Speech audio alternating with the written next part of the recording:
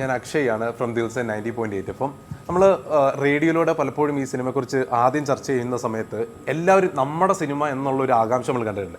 അതിനുശേഷവും എല്ലാവർക്കും ഭയങ്കരമായിട്ട് ഇഷ്ടപ്പെട്ടു. പക്ഷേ ചില ആളുകൾ നമ്മുടെ അടുത്ത് പറഞ്ഞൊരു കാര്യം, തിരിച്ച് നജീബ് സൈനുവിൻ്റെ അടുത്ത് തിരിച്ചു പോകുന്ന രംഗങ്ങളും മോനെ കാണാൻ പോകുന്നതും അതൊക്കെ ഇച്ചിരൂടെ പ്രതീക്ഷിച്ചു എന്ന് അവർ പറയും. എന്തുകൊണ്ടാണ് അത്തരത്തിലുള്ള സീനുകൾ അതിനകത്ത് വരാത്തത്? ഒപ്പം തന്നെ കഴിഞ്ഞ ദിവസം നജീബിൻ്റെ ഒരു ഇൻ്റർവ്യൂവിൽ പറയും ചിലപ്പോൾ മേ ബി ഒരു സെക്കൻഡ് പാർട്ട് കാണാൻ ആയിരിക്കാം എന്നുള്ള രീതിയിലും പറഞ്ഞു. എന്താണ് അതിൻ്റെ ഒരു അഭിപ്രായം? സൈനു ഈ 3 വർഷക്കാലം അനുഭവിച്ച വേദന ഉണ്ടല്ലോ, അതാരും പുസ്തകത്തിലും പറഞ്ഞില്ല, ഞാനും പറഞ്ഞില്ല. അപ്പോൾ ഞാൻ ഇതിൻ്റെ ഒരു പരസ്യത്തിന് വേണ്ടി ആദ്യം ഞാൻ വിചാരിച്ചു, സൈനു പോസ്റ്റ് ഓഫീസിൻ്റെ അവിടെ കാത്തിരിക്കുന്നു, റേഷൻ കടയിൽ ചെല്ലുമ്പോൾ ഇങ്ങനെയുള്ള ഒരു 1-2 ഷോട്ടിലുള്ള ചില ക്ലിപ്പുകൾ എടുത്തിട്ട് പബ്ലിസിറ്റിക്ക് ഉപയോഗിക്കണമെന്ന് വിചാരിച്ചു.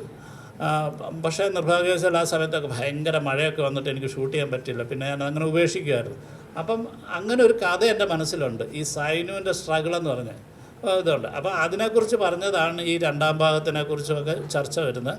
ഒരിക്കലും കാരണം അതൊരു എനിക്ക് തോന്നുന്നില്ല അത് ചെയ്യുന്നതൊന്നുമല്ല എൻ്റെ ത്രില്ലിനി എന്ന് പറയുന്നത്. എന്ന് വെച്ചാൽ അത് ഓൾറെഡി നമുക്ക് ആർക്ക് വേണമെങ്കിലും ചെയ്യാൻ, ആർക്ക് വേണമെങ്കിലും ഞാൻ പറഞ്ഞു കൊടുക്കാനും തയ്യാറാണ്. പിന്നെ പറഞ്ഞത് എന്തുകൊണ്ടാണ് തിരിച്ചു വരവ് അതിനകത്ത് കാണിക്കുന്നത്? എപ്പോഴും അങ്ങനെയാണ് നമ്മളൊരു ഒരു കാര്യത്തിനെ പൂർണ്ണമാക്കുന്നത്. ഇതിപ്പം ഇപ്പം എങ്ങനെയായിരിക്കും അവർ തമ്മിൽ കാണുമ്പോൾ എന്തായിരിക്കും എന്നൊക്കെയുള്ള കാര്യങ്ങൾ ബാക്കി വെക്കുമല്ലേ. അപ്പം ഇത് തിയേറ്ററിൽ ഉപേക്ഷിക്കരുത്. പൂർണ്ണമായി കഴിഞ്ഞാൽ തിയേറ്റർ നിങ്ങൾ ഉപേക്ഷിക്കും. ഇപ്പം ചോദ്യം തന്നെ വരത്തില്ലല്ലോ അത് കാണിച്ചിരുന്നെങ്കിൽ. അപ്പം ഓരോരുത്തരുടെ രീതിക്ക് അത് ഭയങ്കരമായി. ഇത് ആദ്യം ഇതിൻ്റെ ഒരു സ്ക്രിപ്റ്റിൽ എഴുതി വെച്ചിരുന്നു, ഈ റോളിംഗ് ടൈറ്റിലിൻ്റെ കൂട്ടത്തിൽ ഇവരുടെ റിയൂണിയനെ കുറിച്ചൊക്കെ എഴുതി വെച്ചിരുന്നു.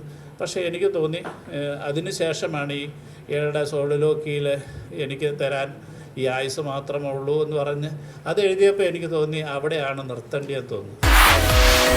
90.8 ദിൽസെ FM